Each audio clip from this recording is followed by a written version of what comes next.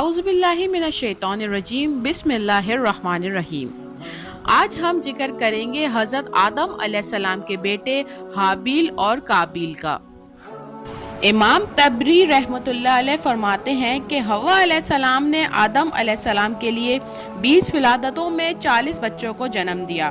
ہر بار 2 بچوں کو جنم دیتی تھیں، ایک لڑکا ہوتا ایک لڑکی۔ سب سے پہلا جوڑا قابیل اور حابیل کا تھا۔ اللہ تعالیٰ نے حضرت آدم علیہ السلام کو نبی متعین کر دیا، وہ انہیں ان کا دین سکھاتے رہے۔ اس وقت تمام لوگ خالص توحید کو اپنانے والے تھے، یعنی تمام لوگ ایک ہی امت کے تھے، ان میں شرک کا شائبہ بھی نہ تھا۔ ابن جریر اور ابن کثیر رحمۃ اللہ علیہ نے ابو موسیٰ اشعری رحمۃ اللہ علیہ کی روایت بیان کی ہے کہ اللہ نے جب آدم علیہ السلام کو جب جنت سے زمین پر اتارا تو انہیں ہر چیز کی کاریگری اور ہر چیز کا علم تھا۔ جب وہ اترے تو عالم بھی تھے، لباس میں ملبوس بھی تھے، کام کاج کے تمام طریقوں سے باخبر بھی تھے، لوہے آگ لکڑی کے استعمال سے بھی بخوبی واقف تھے۔ ہمارے برعکس وہ ان کاموں کو ابتدا سے ہی جان چکے تھے، کیونکہ ہم سب لوگوں کا حال یہ ہے کہ جب تک سکھایا نہ جائے ہمیں کچھ نہیں آتا۔ آدم علیہ السلام کے بعد انسانوں کی تعداد روز بروز بڑھتی چلی گئی اور انسانی کمزوریوں کی بنا پر گناہ شروع ہو گئے۔ زمین پر سب سے پہلے ہونے والی معصیت قابیل کے ہاتھوں اپنے بھائی حابیل کی صورت میں سامنے آئی۔ اللہ تعالیٰ نے قرآن مجید میں قابیل اور اس کے بھائی حابیل کا قصہ بیان کیا ہے۔ قابیل قرخت اور درشت طبیعت کا مالک تھا، جبکہ اس کا بھائی حابیل رحم دل اور نرم طبیعت کا تھا۔ قابیل کھیتی باڑی کرتا تھا اور حابیل مویشی چراتا تھا۔ حضرت حوا رضی اللہ تعالیٰ عنہ کے ہر حمل میں ایک لڑکا اور ایک لڑکی پیدا ہوتے تھے، اور ایک حمل کے لڑکے کا دوسرے حمل کی لڑکی سے نکاح کیا جاتا تھا۔ اس دستور کے مطابق حضرت آدم علیہ السلام نے قابیل کا نکاح لفظہ سے جو حابیل کے ساتھ پیدا ہوئی تھی کرنا چاہا، مگر قابیل اس پر راضی نہیں ہوا، کیونکہ اقلیمہ زیادہ خوبصورت تھی، اس لیے وہ اس کا طلبگار تھا۔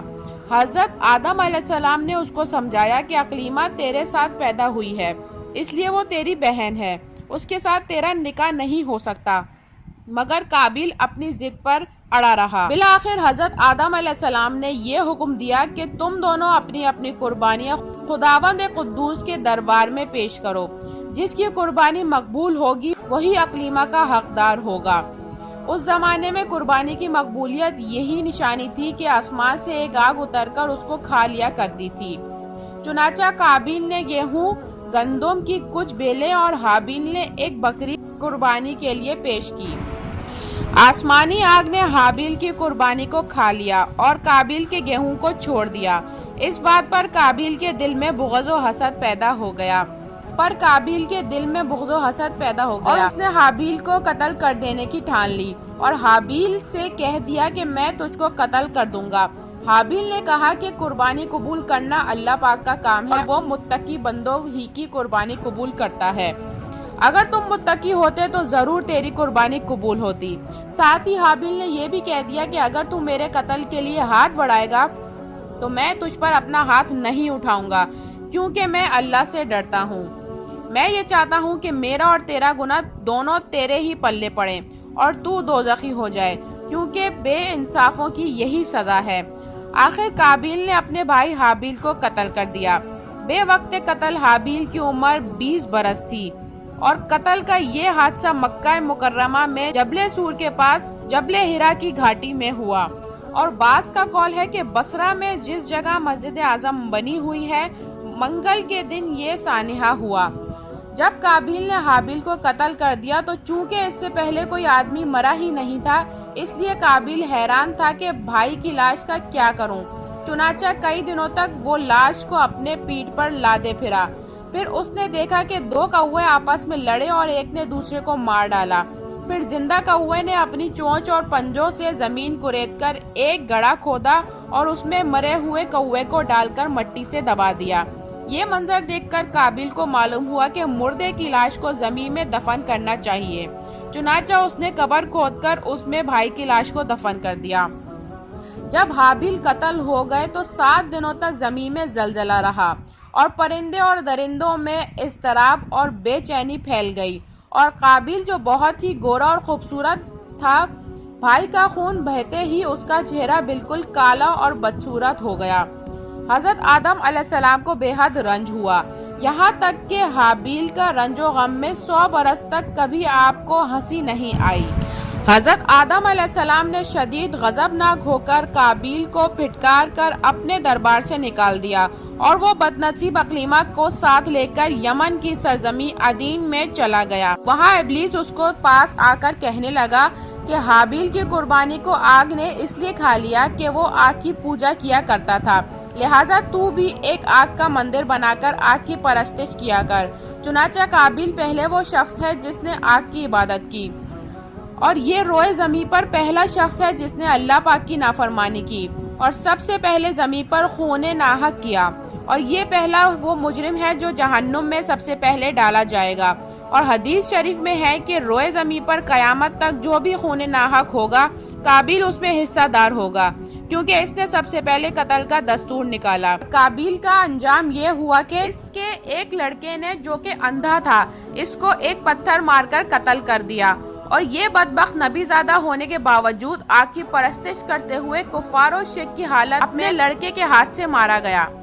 حابیل کے قتل ہونے کے 5 برس بعد حضرت شیش پیدا ہوئے، جبکہ حضرت آدم علیہ السلام کی عمر شریف 130 برس کی ہو چکی تھی۔ آپ نے اپنے اس ہونہار فرزند کا نام شیش رکھا۔ یہ سیرانی زبان کے لفظ ہے اور عربی میں اس کی میننگ ہے ہبت اللہ، یعنی اللہ کا عطیہ۔ حضرت آدم علیہ السلام نے 50 صحیفے جو آپ پر نازل ہوئے تھے ان سب کی حضرت شیش علیہ السلام کو تعلیم دی اور ان کو اپنے وصی و خلیفہ اور سجدہ نشین بنایا اور ان کی نسل میں خیر و برکت ہونے کی دعائیں مانگی۔ ہمارے حضور نبی کریم صلی اللہ علیہ وآلہ وسلم انہی حضرت شیش علیہ السلام کی اولاد میں سے ہیں۔ اس واقعے سے ہمیں چند باتیں سیکھنے کی یہ ملتی ہیں کہ دنیا میں سب سے پہلا جو قتل اور خون ناحق ہوا وہ ایک عورت کا معاملے میں ہوا، لہٰذا کسی عورت کے فتنہ عشق میں مبتلا ہونے سے خدا کی پناہ مانگنی چاہیے۔ قابیل نے جذبہ حسد میں گرفتار ہو کر اپنے بھائی کو قتل کر دیا۔ اس سے معلوم ہوا کہ حسد انسان کی کتنی بری اور خطرناک قلبی بیماری ہے۔ اس لیے قرآن مجید میں فرما کر حکم دیا گیا ہے کہ حاسد کے حسد سے خدا کی پناہ مانگتے رہو۔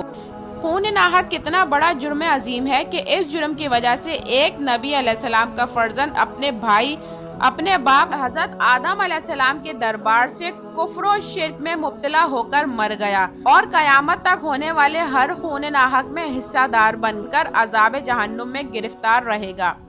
اس سے معلوم ہوا کہ جو شخص کوئی برا طریقہ ایجاد کرے تو قیامت تک جتنے لوگ اس برے طریقے پر عمل کریں گے سب کے گناہ میں وہ برابر کا شریک اور حصے دار بنے گا۔